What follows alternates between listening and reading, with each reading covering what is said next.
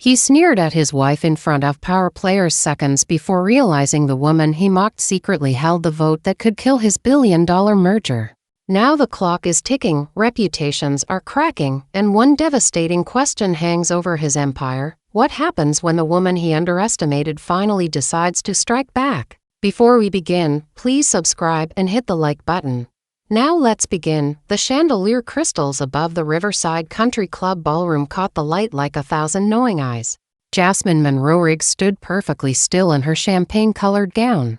Her fingers wrapped around a crystal clutch so tightly her knuckles had gone white beneath her brown skin. She just tried to contribute to the conversation. A thoughtful point about fiduciary responsibility in corporate governance. The circle of investors and financial elites had turned toward her with mild interest. Then her husband's voice cut through the moment like a knife. "Sweetheart, why don't you stick to what you know, planning parties and looking pretty? The adults are talking business here." Martin Riggs smiled as he said it, that easy, condescending smile that came so naturally to him now.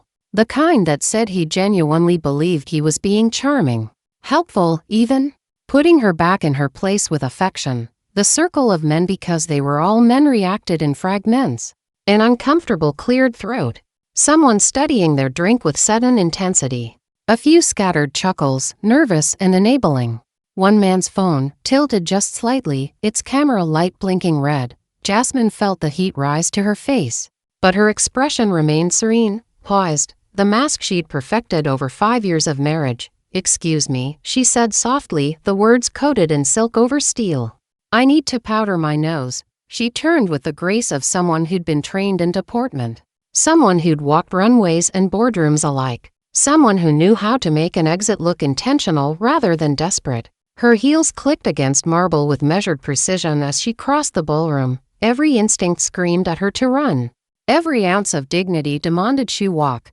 Behind her, Martin's voice resumed, loud and jovial, already dismissing the moment, already erasing her. Jasmine pushed through the ornate bathroom doors and locked herself in the spacious lounge area. She set her clutch on the marble counter and stared at her reflection, perfectly applied makeup, elegant updo with her natural curls styled to perfection. Diamond earrings Martin had given her for their anniversary. She looked like everything he thought she was, beautiful, ornamental, empty. Her hands finally trembled as she pulled out her phone, not the rose gold iPhone Martin had bought her, but the encrypted device she kept hidden in a secondary compartment of her purse. She typed quickly, "It's time. Friday morning. He's done." Before we go deeper, think about this. Have you ever seen someone underestimate the wrong person? Tell me in the comments. At this point, do you think Jasmine is justified in making her move? The response came in seconds, professional and efficient. "Confirmed, Dr. Monroe. All documentation ready. The board is prepared." Jasmine closed her eyes and let herself feel it, not the humiliation, but the fury that had been building for months, years. The rage that came from being systematically diminished by a man who had no idea who she really was. Martin Riggs thought he'd married a trophy wife, a beautiful woman to decorate his arm at charity galas, someone who'd given up her career to support his ambitions, someone who spent her days shopping and planning dinner parties. What he didn't know, what he'd never bothered to ask, was that his wife was Dr. Jasmine Monroe, former Harvard Business School professor and the youngest chairwoman in the history of the Federal Financial Regulatory Commission. An appointment so sensitive it had been kept confidential for 6 months. What he really didn't know was that his career-defining $2.3 billion merger with Continental Financial Group required unanimous approval from the FFRC board. What he absolutely didn't know was that she'd been reviewing his company's files every morning for the past 3 weeks, sitting across the breakfast table from him while he assumed she was reading fashion magazines. And what would destroy him was that the vote was scheduled for Friday morning, 72 hours from now. Martin would walk into the FFRC boardroom expecting a formality. Instead, he'd see his wife sitting at the head of the table, her nameplate reading Dr. Jasmine Monroe, Chairwoman. By then, she would have already decided her vote. Jasmine opened her eyes and looked at her reflection again. The same woman looked back at her, but now she saw what Martin had never seen: intelligence, The authority, the quiet power that had always been there, just waiting to be acknowledged. She reapplied her lipstick with steady hands, straightened her shoulders, and prepared to return to the ballroom. Not because she wanted to salvage the evening, not because she owed Martin anything, but because she needed him to see her walk back in with her head high. She needed those investors to remember this moment when they learned who she really was. She needed the man with the phone to keep recording. Evidence, after all, was everything in her line of work. As she reached for the door handle, one final text arrived from her assistant: prenuptial public humiliation clause confirmed. 43 witnesses, multiple video recordings. Legal says it voids all financial protections. Jasmine allowed herself the smallest smile. Martin Riggs had just humiliated the one person who held his entire future in her hands. By Friday, he would understand exactly what he'd lost, but tonight, he'd sleep soundly, confident in his superiority, completely unaware that his perfect life was already unraveling. Martin Riggs stood at the floor-to-ceiling windows of his corner office, looking out over the Washington, D.C. skyline with the satisfaction of a man who'd built an empire. Riggs Capital Partners occupied 3 floors of this glass tower, and his office sat at the apex, literal and metaphorical proof of his success. On his desk, the Continental Financial merger documents sprawled across mahogany like a promise. $2.3 billion. The deal that would transform him from successful to legendary. The kind of merger that got you on the cover of Forbes, invited to Davos, quoted in the Wall Street Journal. Friday's FFRC approval was the final formality. Then the world would see Martin Riggs as he'd always seen himself, untouchable. The door opened without knocking. Richard Chen, his business partner of 8 years, entered with the kind of tension that made Martin's jaw tighten. "We need to talk about the FFRC review," Richard said, closing the door behind him. Martin turned from the window. "What about it?" "We submitted everything they requested. They're requesting more documentation." Richard set a folder on the desk. "Additional compliance reviews. Trading pattern analysis for the last 18 months. Leadership culture assessments. That's unusual, very unusual." Richard's expression was carefully neutral. "The chairwoman apparently has concerns." Martin laughed, the sound sharp in the quiet office. "The chairwoman, right. These regulators just want to flex their authority, show they're doing their jobs. It's theater, Richard. We'll give them whatever paperwork they want, they'll approve the merger, everyone goes home happy." Richard opened his mouth, then closed it. His discomfort was visible, but he said nothing more. "Something else?" Martin pressed. "No. Just be prepared for Friday." What Richard didn't say, what he'd been holding inside for 3 months, was that he knew exactly who the chairwoman was. He'd been at a regulatory conference in September, suffering through another panel on compliance standards. When the keynote speaker took the stage, Dr. Jasmine Monroe, newly appointed chairwoman of the FFRC, though her identity was still officially confidential, Richard had recognized her instantly. Martin's wife, the woman Martin introduced as Jasmine without titles or credentials.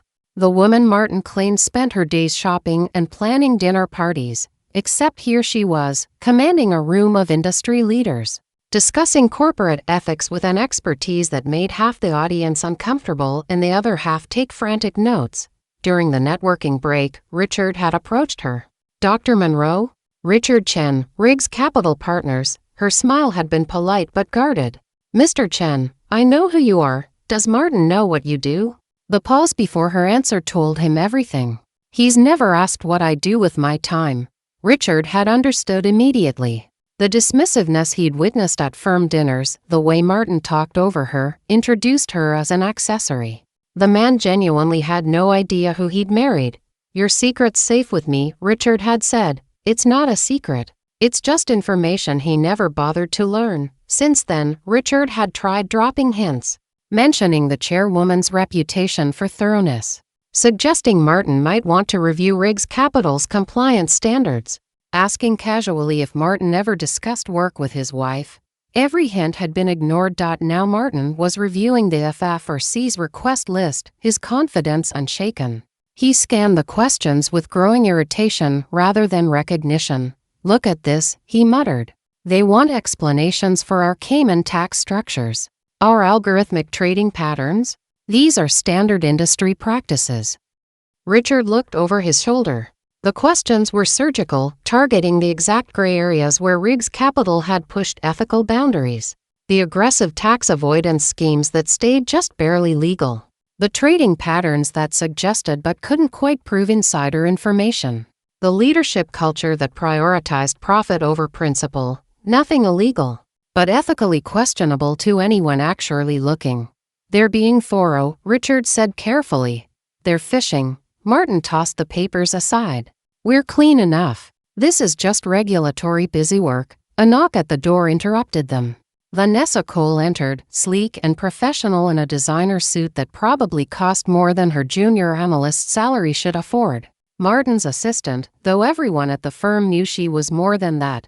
"I have some information about the FFRC review," Vanessa said, shooting Richard a look that suggested he should leave. He didn't. "Please." "Share." Vanessa hesitated, then continued. "I've been attending FFRC staff meetings, routine junior analyst stuff. But I'm hearing that the chairwoman is personally involved in reviewing the Riggs Capital merger. She's asking very specific questions." "About what?" Martin leaned forward. "Your firm's culture. Leadership values. There's talk about requesting interviews with former employees about workplace environment." Martin waved this off. "Disgruntled ex-employees always complain. That's why they're ex-employees. I can try to find out more," Vanessa offered.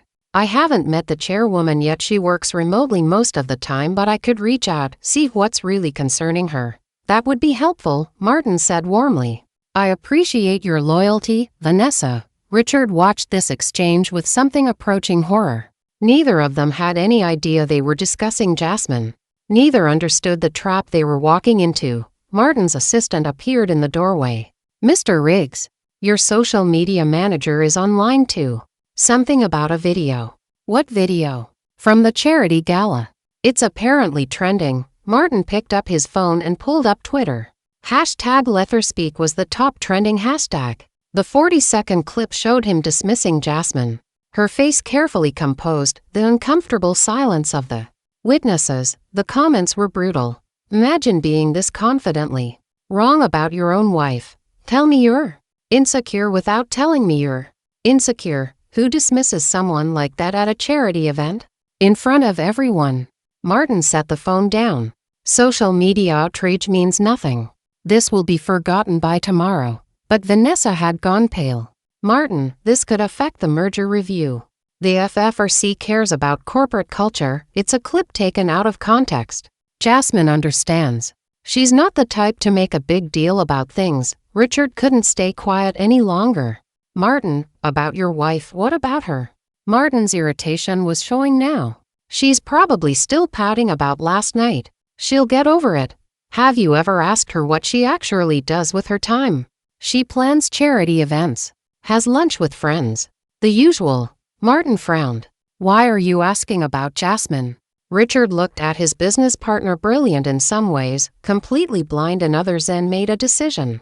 He'd tried to warn him. He'd done what he could. What happened Friday was inevitable now. "Nothing," Richard said quietly. "Good luck on Friday." After Richard and Vanessa left, Martin sat alone in his office reviewing his presentation for the FFRC board. He'd practiced it a dozen times, knew every slide, every talking point. The merger approval was a formality. By Friday afternoon, he'd be fielding calls from every major media outlet, accepting congratulations from industry leaders, planning the press conference. He imagined walking into that boardroom, commanding attention, showing the regulators why Riggs Capital Partners deserved approval. He'd be respectful but firm, confident but not arrogant. They'd see his vision, his expertise, his leadership. The chairwoman, whoever she was, would recognize quality when she saw it. Martin pulled up the FFRC website, curious now. But the chairwoman's identity was still listed as confidential, her photo a generic silhouette. He closed the browser, uninterested in pursuing it further. Outside his windows, the sun was setting over Washington, painting the sky in shades of amber and gold.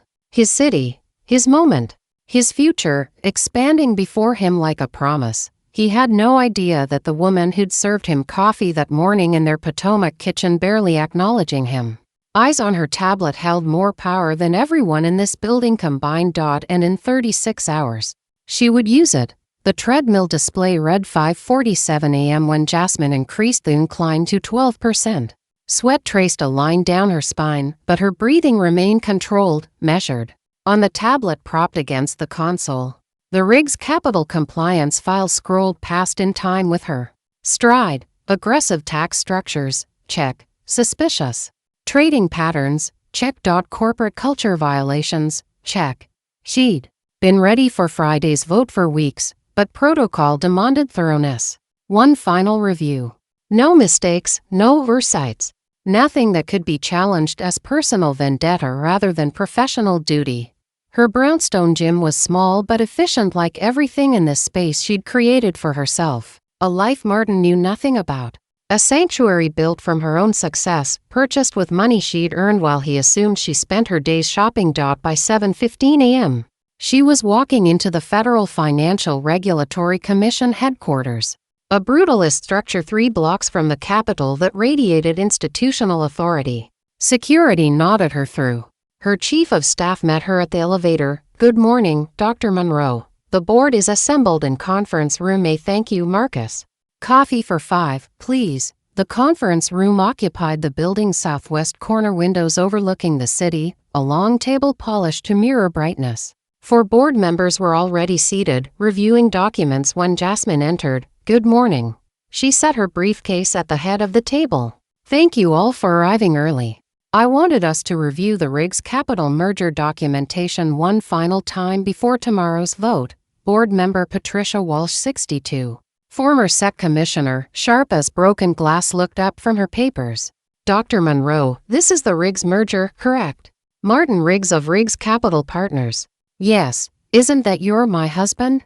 Which is precisely why I'm recusing myself from the final vote." Jasmine's tone was professional, matter-of-fact. "However, as chairwoman, I can present our findings and facilitate discussion. The decision will rest with the 4 of you." The board members exchanged glances. Walsh nodded slowly. "Understood. Please proceed." Jasmine activated the display screen and pulled up the first document. "I've identified 3 primary areas of concern regarding Riggs Capital Partners' fitness for this merger approval." She clicked through the presentation she'd built over weeks of meticulous analysis. Every fact sourced, every claim documented. No emotion, no personal grievance, just evidence. First, a pattern of aggressive tax avoidance that borders on evasion. These structures, she highlighted the relevant sections, exist in legal gray areas but demonstrate a concerning philosophy toward regulatory compliance. They prioritize profit maximization over ethical responsibility. Board member James Torres, a corporate law veteran, leaned forward. "These Cayman vehicles are technically legal but ethically questionable, particularly for a firm seeking regulatory approval for expanded operations." Second concern. Jasmine advanced to the next slide. "Trading patterns over the past 18 months that suggest possible access to non-public information." Again, nothing we can prosecute, but enough to raise serious questions about internal controls and fiduciary responsibility.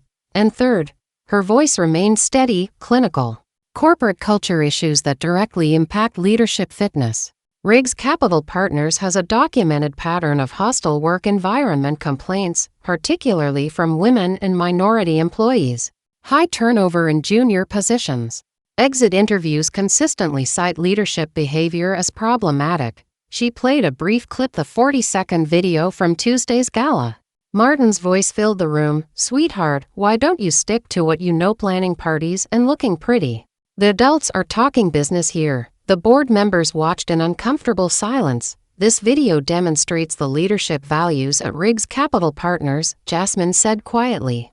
"It's not an isolated incident. It's a pattern." Walsh set down her pen.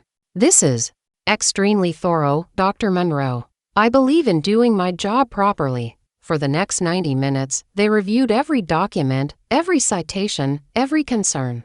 Everything properly sourced through official channels. No personal vendettas.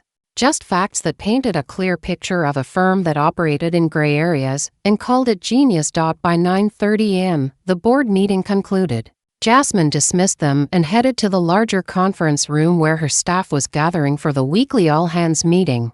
Vanessa Cole arrived late, slipping into the back row among the junior analysts. She'd been working remotely for most of her tenure, attending meetings virtually. This was her first time physically present at FFRC headquarters. Marcus stood at the front. "Everyone, the chairwoman will address the team this morning regarding our ethical standards initiative." Vanessa looked up from her phone, interested now. She'd been trying to get information about the mysterious chairwoman for weeks, hoping to help Martin. The door opened. Jasmine Monroe entered in a tailored charcoal suit, her natural hair pulled back in a sleek bun, reading glasses perched on her nose. She moved to the podium with the confidence of someone who'd commanded classrooms and boardrooms for decades. Vanessa's face drained of color. Her phone slipped from her hands, clattering against the floor. Recognition. Horror. Panic all flickering across her features in rapid succession. Jasmine made direct eye contact, held it for 3 seconds, showed nothing. Then she began her address about ethical standards, professional integrity, and the consequences of compromising institutional credibility for personal gain. Her voice was steady, authoritative, completely neutral. Vanessa sat frozen, barely breathing. When the meeting concluded, Vanessa tried to leave quickly, gathering her things with shaking hands. "Miss Cole." Jasmine's voice cut through the room's ambient noise. "A moment, please." The other analysts filed out. Vanessa had no choice but to approach. "My office," Jasmine said simply. The walk down the corridor felt like a death march. Jasmine's office was elegant but austere: law books, industry publications, framed credentials that told the story of a woman who'd earned every achievement. Jasmine closed the door. "Didn't sit." Neither did Vanessa. "I believe you've been sharing confidential information with Martin Riggs," Jasmine said without preamble. "I don't know what I have documentation. Meeting logs. Communications records. I know about your relationship with my husband. I know you've been feeding him information about the merger review process." Vanessa's mouth opened.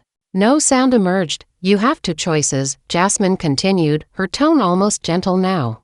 "Resign effective immediately. I'll accept a brief letter citing personal reasons, or face a formal ethics investigation.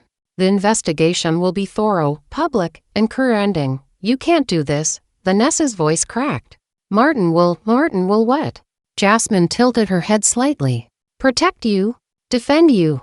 Does he even know who I am, Miss Cole? Does he know that his mistress works for his wife?" The words landed like blows. "If you warn him now, you admit to both the affair and leaking confidential information.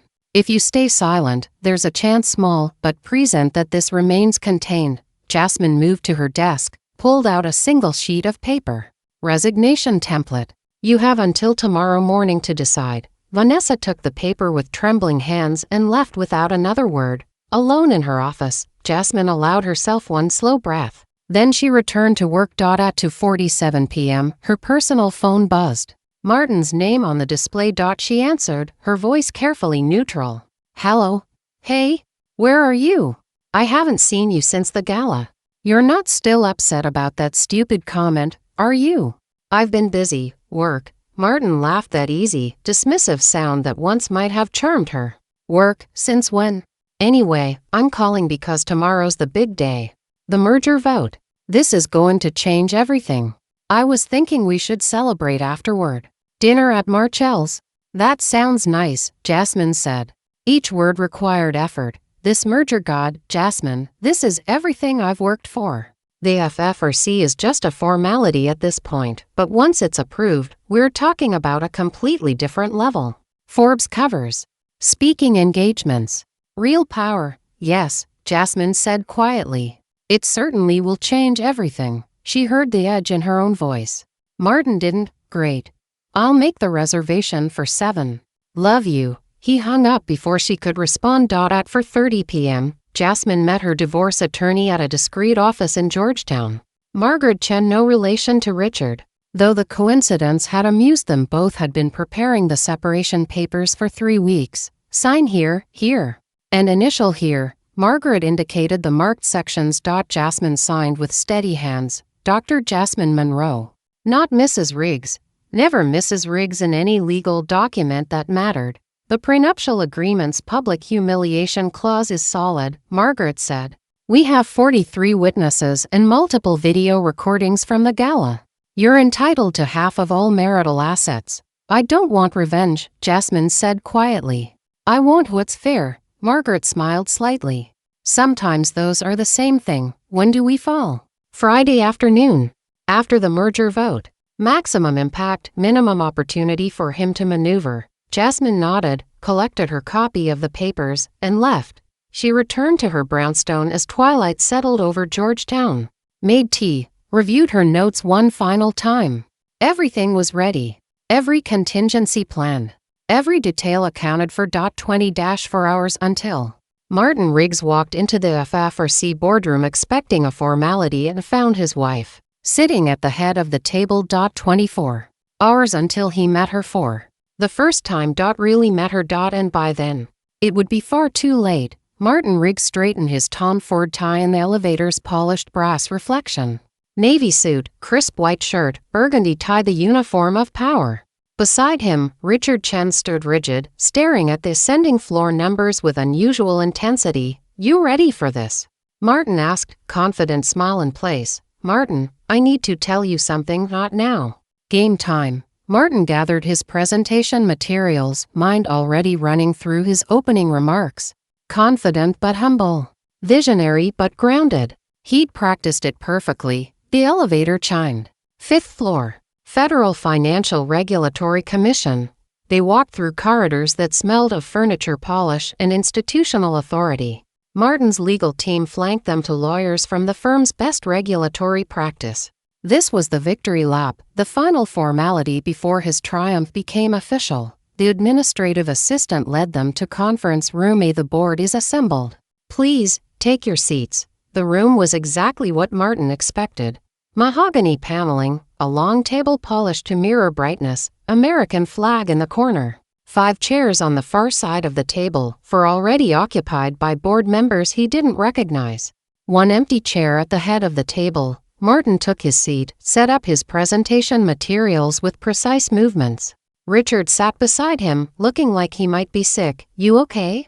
Martin whispered. Richard didn't answer. The door opened. All rise for Chairwoman Monroe, the assistant announced. Martin stood reflexively, still organizing his notes, then looked up. Jasmine entered in a tailored navy suit.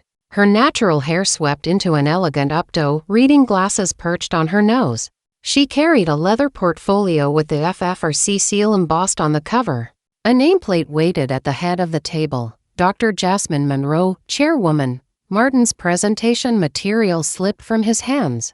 Papers scattered across the polished table. His face drained of color, going from confident tan to ashen gray in seconds. Richard Chen closed his eyes. He'd known this was coming. He'd tried to warn him. Jasmine took her seat without looking at Martin. She arranged her materials with practiced efficiency, opened her portfolio, adjusted her reading glasses. Good morning, gentlemen, she said, her voice carrying the weight of authority. Thank you for joining us today. Martin's mouth opened, closed. No sound emerged. His brain couldn't process what his eyes were seeing. Jasmine, his wife, at the head of the table. Chairwoman, Mr. Riggs. Jasmine looked at him directly for the first time, her expression professionally neutral. Are you prepared to begin your presentation? Martin's voice cracked. I'm Dr. Jasmine Monroe, Chairwoman of this commission. She tilted her head slightly. Would you like a moment to collect yourself? Richard Chen stepped in, his voice steady despite the tension. Chairwoman, perhaps we should address the obvious conflict of interest. An excellent point, Mr. Chen. Jasmine turned to the board members. I want to state for the record that Mr. Riggs is my husband, which is why I will be recusing myself from the final vote. However, as chairwoman, I have reviewed the documentation submitted by Riggs Capital Partners and identified several concerns that this board must address before any determination can be made. She clicked a remote. The display screen behind her illuminated. The first concern involves patterns of aggressive tax avoidance that border on evasion. Her tone was clinical. Detached, a professor presenting research findings. These offshore structures, while technically legal, demonstrate a concerning philosophy toward regulatory compliance. Martin tried to find his voice. Jasmine, you can't. It's Dr. Monroe or Chairwoman in this setting. She didn't look at him. And yes, Mr. Riggs, I can. These are facts documented through proper regulatory channels.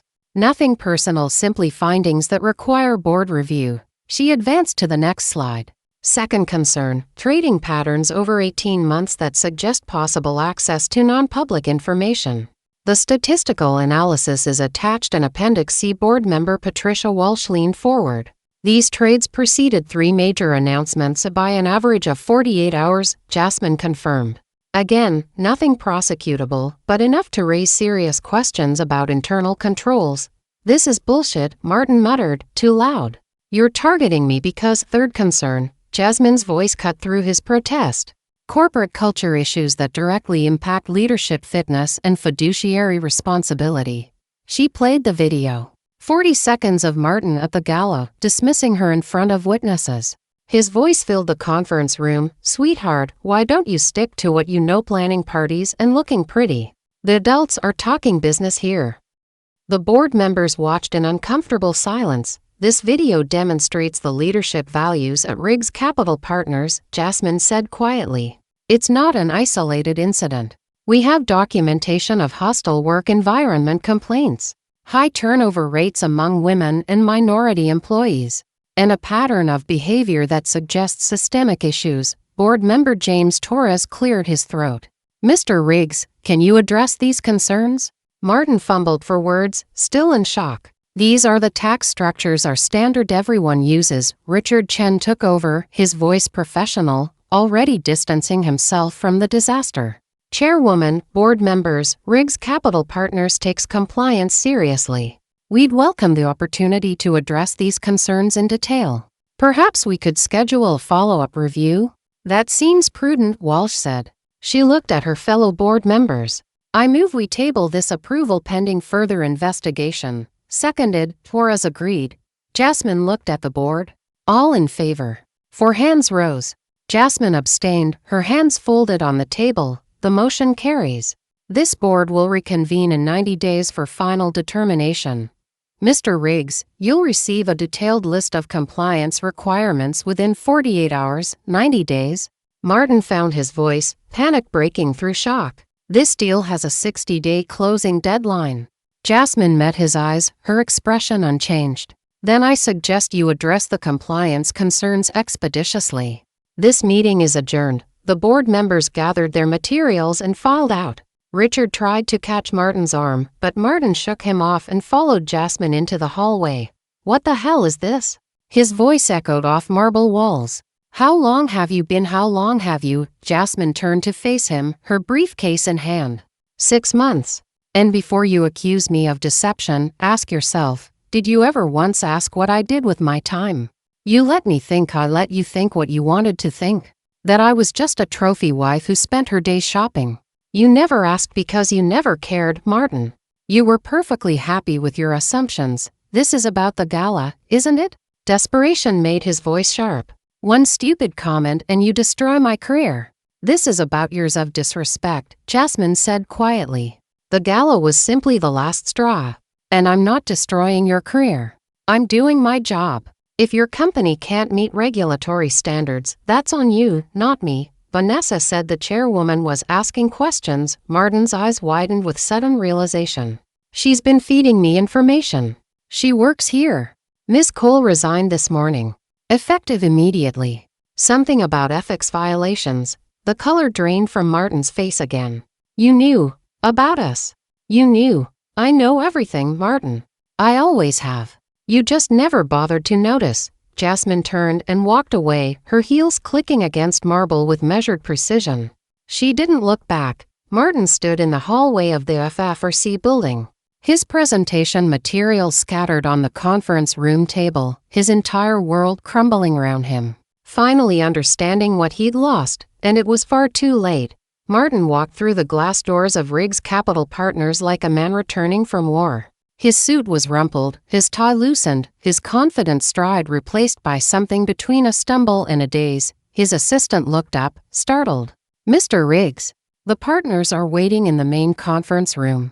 They said it's urgent. Of course they were waiting. News traveled fast in their world. The conference room was packed. 7 partners, the general counsel, the head of compliance. All of them turned when Martin entered, their expressions ranging from confusion to barely concealed fury. "What the hell happened at the FFRC?" demanded Gerald Ackerman, the firm's founding partner. Martin sank into a chair. "The merger's been tabled. 90-day review. They have concerns." Ackerman's voice rose. "What kind of concerns?" Martin's laugh came out bitter, almost hysterical. "My wife is the chairwoman of the FFRC. I didn't know." The silence that followed was deafening. "You didn't know," someone repeated slowly. "Your own wife. She never told me."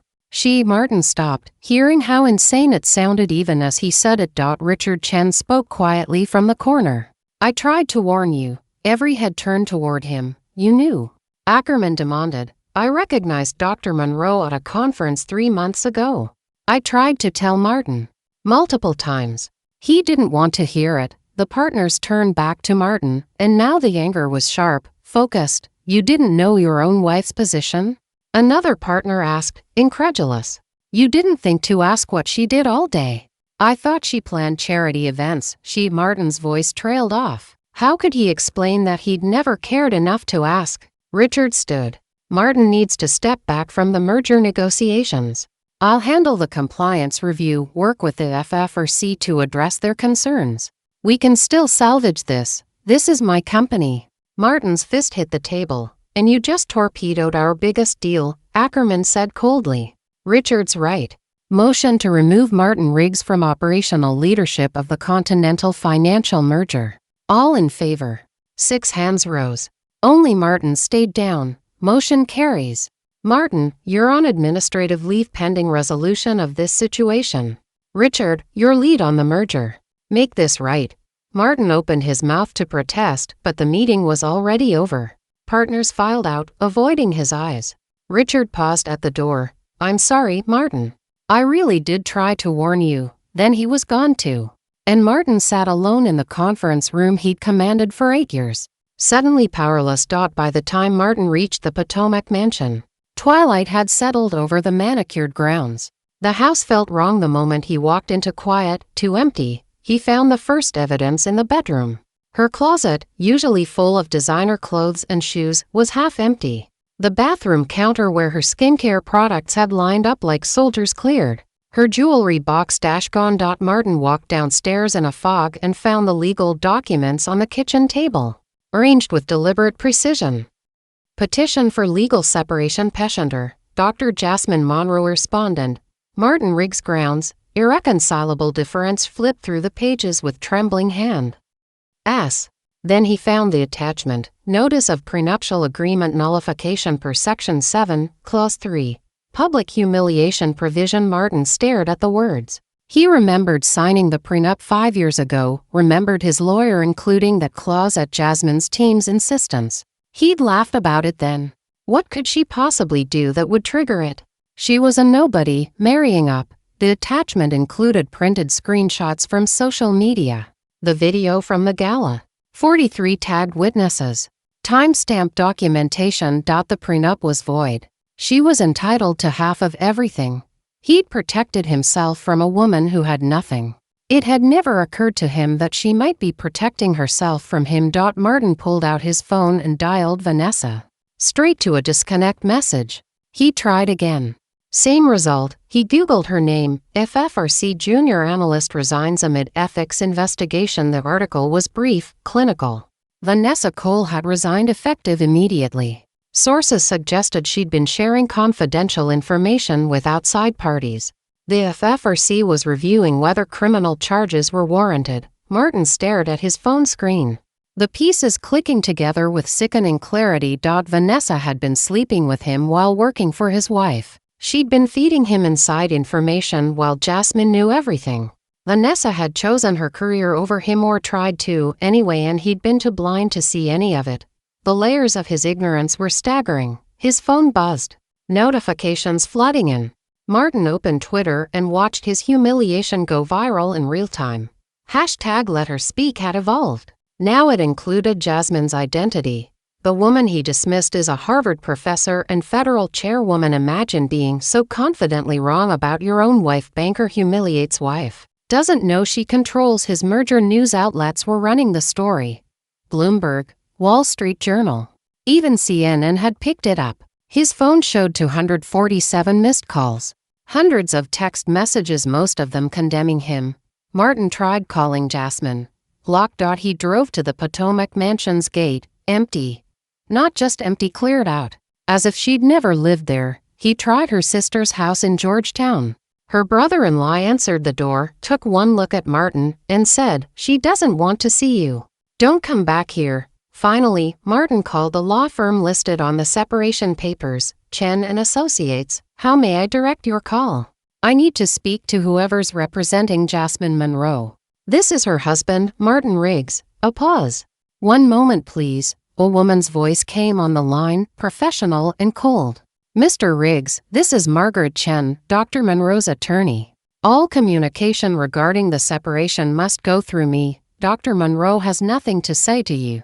I need to talk to her. I need to explain." "Explain what, Mr. Riggs?" "That you publicly humiliated her. That you dismissed her expertise. That you had an affair with her subordinate. Dr. Monroe is quite clear on all of those facts. Please, just let me." "Good evening, Mr. Riggs." The line went dead. Saturday morning brought fresh disasters. Richard called at 7 a.m. "Continental Financial is considering withdrawing from the merger entirely," Richard said without preamble. "They're citing leadership concerns at Riggs Capital. They can't, they can, and they might. We also have 3 major clients requesting meetings to discuss the firm's direction. Our largest fund investors are nervous. Martin, you need to take a formal leave of absence. Not just from the merger, from the firm. Richard, this isn't negotiable. The partners voted this morning. Either you step back voluntarily, or we force you out. Your choice." Martin sat in the empty mansion and made the only choice he had left. "Fine. I'll step back." "Good. I'll have the announcement drafted. We'll say it's for personal reasons." Sunday, Martin woke up alone in a house that had never felt like home. He made coffee in the designer kitchen Jasmine had never gotten to use the way she wanted. He'd always insisted on eating out, impressing clients, being seen. He found himself scrolling through photos on his phone. The wedding 5 years ago, Jasmine radiant in her dress, smiling at him like he was everything. The early years, her eyes bright when she looked at him, her laugh genuine. Then the later photos. Her smile growing more composed, more distant. Her eyes looking somewhere past the camera, past him. The life draining from her expression year by year until she looked more like a beautiful statue than a living woman. He'd never noticed when she stopped being truly present. Never asked why her laughter sounded hollow. Never wondered what she was thinking when she stared out windows with that faraway expression. He'd been too busy being impressed with himself to notice. He was losing her. Martin set down his phone and looked around the mansion, the statement house he'd insisted on buying, the showcase for his success. Jasmine had wanted something smaller, warmer, in the city. He'd overruled her. Of course he had. She hadn't argued. She'd just stopped offering opinions. The realization hit him with physical force. She didn't trap him. He trapped himself. Every dismissive comment. Every time he'd introduced her as the wife instead of Dr. Monroe. Every joke about her being arm candy. Every moment he'd made her smaller to make himself feel bigger. She'd been beyond him all along, smarter, more accomplished, more successful. She'd had the power to end him from the beginning. She just hadn't needed to use it until he'd pushed her too far. Martin Riggs had spent 5 years married to one of the most brilliant women in finance.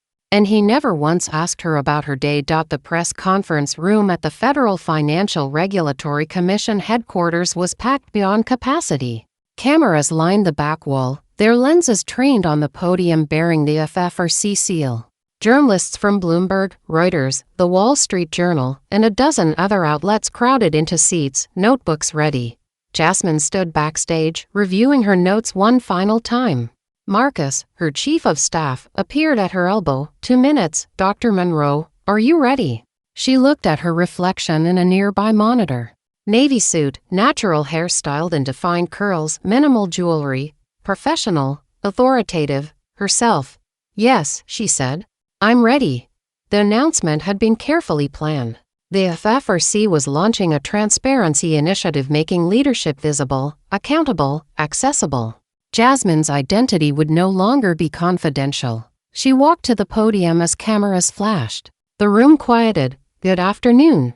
I'm Dr. Jasmine Monroe, Chairwoman of the Federal Financial Regulatory Commission. Her voice carried clearly, steadily. For the past 6 months, my appointment has been confidential due to ongoing investigations into corporate malfeasance. Today, as part of our new transparency initiative, I'm pleased to introduce myself publicly. She outlined her background: Harvard Ph.D., former Harvard Business School professor, published researcher in corporate governance and ethical leadership. She described her vision for the FFRC: rigorous oversight, ethical standards, inclusive leadership. Regulatory bodies must reflect the highest standards of ethics and inclusion, she said. We cannot hold corporations accountable for values we don't embody ourselves. That's my commitment to you and to the institutions we serve. The Q&A session began. Financial reporters asked about policy initiatives, regulatory priorities, pending reviews. Jasmine answered each question with precision and authority. Then a reporter from the Washington Post raised her hand. Dr. Monroe, a video of you being dismissed at a charity gala 2 weeks ago has gone viral with over 10 million views. The man in the video is reportedly your husband? Can you comment? The room fell silent, waiting. Jasmine took a measured breath. That incident illustrates exactly why representation matters. Women, particularly women of color, are often dismissed in financial discussions despite having expertise and authority. We're told to stick to what we know, as if we don't know finance, economics, policy. My personal experience reinforces my commitment to ensuring that the institutions we regulate reflect values of respect, inclusion, and ethical leadership. She didn't mention Martin by name. She didn't need to. Every outlet made the connection within hours. Jasmine returned to her Georgetown brownstone as afternoon light slanted through floor-to-ceiling windows. The space was hers, designed for her, by her, reflecting her taste rather than someone else's idea of what a trophy wife should want. Modern art on the walls, law books and finance journals on custom shelves. A sleek workspace with 3 monitors for her research.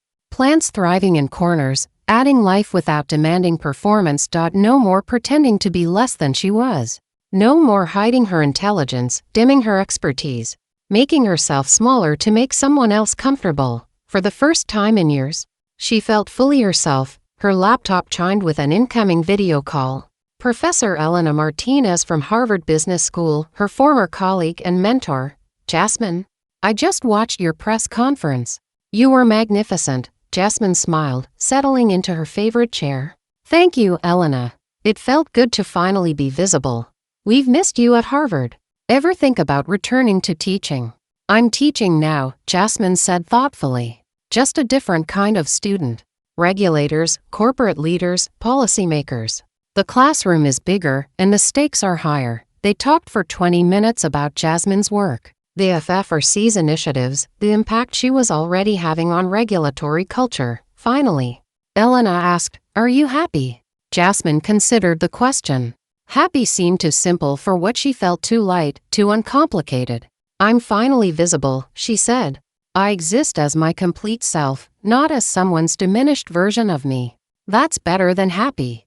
That's whole. The divorce proceedings were remarkably efficient once the prenuptial agreement was voided.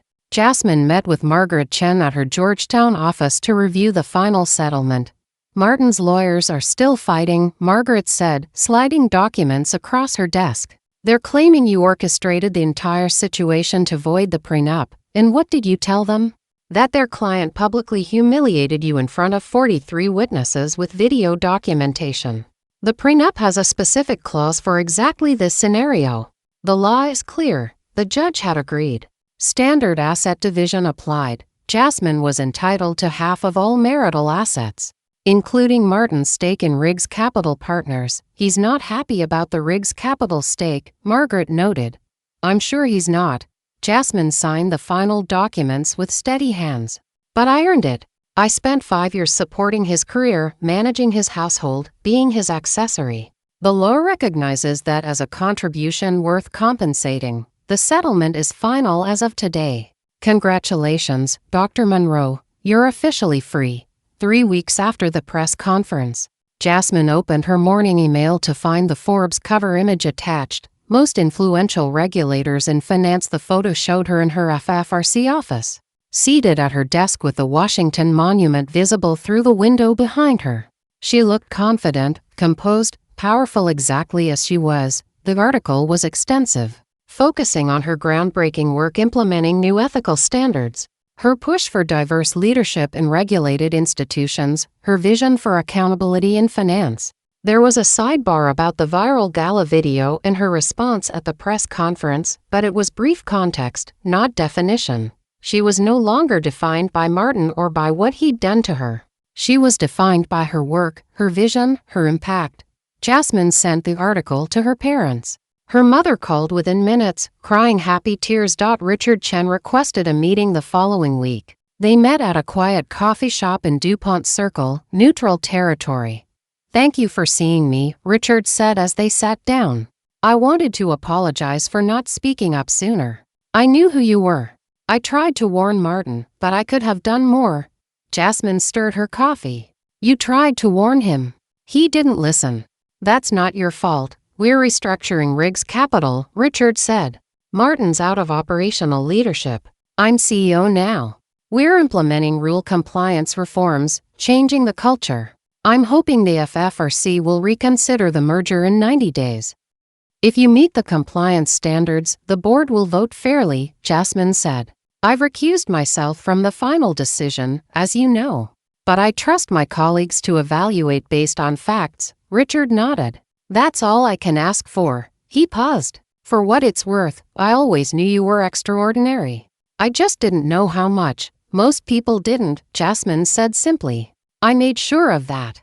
It was easier to hide than to fight to be seen. But I'm done hiding." 2 months after the press conference, Jasmine attended a mentoring event for young women in finance at Georgetown University. She'd been invited as the keynote speaker. She told her story carefully. Professionally, how she'd hidden her identity, how she'd reclaimed it, how she'd learned that being visible was worth the risk of being seen. After her talk, a young black woman approached, maybe 22, eyes bright with emotion. "Dr. Monroe, I'm starting my master's in finance this fall. I've been told my whole life to be quieter, softer, less threatening. Your story," she stopped, collecting herself. "You made me realize I don't have to make myself smaller." Jasmine felt something catch in her chest. This was why visibility mattered. Never let anyone convince you to be less than you are, she said firmly. Take up space. Use your voice. Demand respect. You don't need permission to be brilliant. The young woman nodded, tears in her eyes, and Jasmine saw herself at that age uncertain, diminished, not yet understanding her own power. Dr. Jasmine Monroe had spent 5 years hiding her brilliance to accommodate a man who couldn't handle her light. She would spend the rest of her life ensuring other women never had to. The invitation arrived in a cream-colored envelope with embossed gold lettering. Jasmine recognized it immediately: the Riverside Country Club annual charity gala. The same event where, 1 year ago, Martin had humiliated her in front of witnesses. This time, the invitation was different. Dr. Jasmine Monroe, Chairwoman, Federal Financial Regulatory Commission keynote speaker. Jasmine held the invitation for a long moment, feeling the weight of what it represented. A full circle. A chance to rewrite the ending. She accepted. The year between had been transformative, not just for her, but for everyone involved. Under Jasmine's leadership, the FFRC had implemented sweeping reforms, stricter ethical standards for regulated institutions, mandatory diversity reporting, enhanced whistleblower protections. She delivered keynote addresses at 3 major financial conferences, been appointed to 2 Fortune 500 corporate boards, and appeared on the cover of Time's 100 Most Influential People. The divorce had been finalized 6 months ago. Clean, final, done. She'd taken back her maiden name professionally. Though legally she remained Dr. Monroe, the name she'd built her career on. Martin's year had been less triumphant. He'd been removed from operational leadership at Riggs Capital Partners. The Continental Financial merger had eventually been approved after Richard Chen's restructuring eliminated the compliance concerns but at a significantly reduced valuation. Martin's reputation never recovered. He did consulting work now, a diminished role for a man who'd once commanded rooms. He was no longer invited to elite circles. Under Richard's leadership, Riggs Capital had met every compliance standard the FFRC required. The board with Jasmine recused had approved the restructured merger after 9 months of review. Richard had sent Jasmine a handwritten note afterward. "Thank you for holding us to standards we should have met all along." She'd never responded. Didn't need to. The night of the gala, Jasmine stood in her Georgetown brownstone bedroom, considering her reflection. She'd chosen an emerald green gown, bold, unapologetic, the color of new growth. Her natural hair was styled in an elegant crown of curls. Diamond earrings she'd bought with her own money. Celebrating her own success, she looked at herself and saw the complete version, not diminished. Not hidden, not performing smallness for anyone's comfort. No more hiding. No more diminishing. The car pulled up to the Riverside Country Club entrance at exactly 7:30 p.m. Same venue, different woman. Jasmine stepped out to camera flashes and waiting photographers. "Dr. Monroe. Over here. Chairwoman Monroe, how does it feel to return?" She smiled, poised and confident, and walked through the doors where she'd fled in tears a year ago. This time, heads turned in respect, not pity. The ballroom was exactly as she remembered: crystal chandeliers, elegant table settings, the city's financial elite in evening wear. But everything felt different now. Some faces recognized her and looked away, shame flickering across their features. Others applauded as she entered. The event organizer rushed forward. "Dr. Monroe, thank you so much for agreeing to speak tonight." "It's an honor. Thank you for the platform," Jasmine replied graciously. She took her seat at the head table, the place of honor reserved for keynote speakers. Martin was not present. He was no longer invited to these circles, his name quietly removed from the guest lists that mattered. His absence was loud. At 8:45 p.m., the MC introduced her. "Ladies and gentlemen, our keynote speaker tonight needs no introduction. Dr. Jasmine Monroe, Chairwoman of the Federal Financial Regulatory Commission." Jasmine approached the podium as the room fell silent. She looked out at the crowd, many of the same people who'd witnessed her humiliation. Who'd looked away when Martin dismissed her? Who'd done nothing? 1 year ago, she began, her voice clear and strong. "I stood in this room and was told to stay silent while the adults talked business. Today, I stand here as chairwoman of the FFRC. And my voice carries the weight it always should have." She let that sink in. "I tell you this not for sympathy, but as a reminder, never let anyone convince you to be smaller than you are. And to those who try to diminish others, remember that the person you're dismissing today might be the one making decisions about your future tomorrow." The room was utterly still. Jasmine continued, discussing the FFRC's reforms, ethical leadership in finance, the imperative of inclusive excellence. Her expertise was evident in every word, her authority undeniable. "Respect is not optional," she said. "Dignity is not negotiable. Underestimating someone based on assumptions about their gender, race, or role isn't just morally wrong, it's strategically foolish. The cost of dismissiveness is higher than most people realize. Sometimes you don't discover what you've lost until it's far too late." She concluded with her vision for the future. "We're building a financial system where competence is recognized, where brilliance is celebrated, where respect is given freely rather than grudgingly, where no one has to choose between being heard and being liked. That's the work ahead of us." The applause was thunderous, sustained. People stood. Young women in the audience had tears streaming down their faces. Jasmine saw herself in them, the younger version who'd doubted her worth, who'd made herself small, who'd believed the lies about what she could be. She'd given them permission to be whole. Backstage after the speech, a young black woman approached, professional but emotional. "Dr. Monroe, I'm starting at Harvard Business School in the fall. I just wanted to thank you.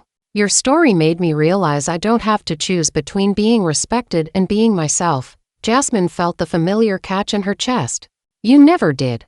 The world just made you think you had to." They talked for several minutes about business school, career aspiration, the challenges ahead. Jasmine saw the future in this young woman's eyes, and it was brighter than the past. Finally, Jasmine stepped outside into the cool night air. She stood on the same steps where her car had waited a year ago, where she'd fled with her dignity barely intact. Different woman now.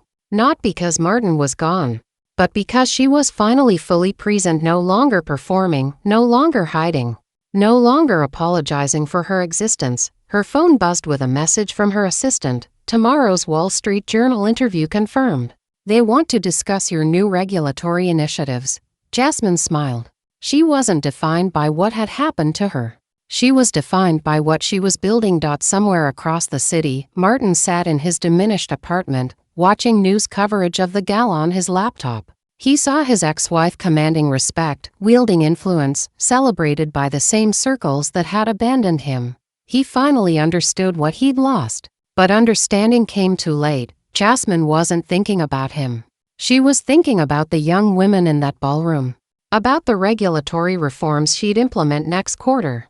About the future she was creating where competence wasn't questioned, where brilliance wasn't hidden, where respect was given freely. Dr. Jasmine Monroe had been invisible for 5 years, diminished by a man who couldn't see her worth. Now she stood in the full light of her own power, and the world was finally paying attention. Not because of what was done to her, but because of what she chose to build from the ashes of her former life. Martin Riggs had mocked his wife at a gala, not knowing she controlled his future. By the time he understood who she really was, it was far too late. She had already moved on to bigger stages, greater influence, and a life lived entirely on her own terms. The woman he dismissed had become the woman everyone listened to, and that was the sweetest victory of all. Final thought: do you believe Martin deserved everything that happened to him, or did Jasmine go too far? Comment below. Who was really in the wrong and why? Thank you for listening. Until next time.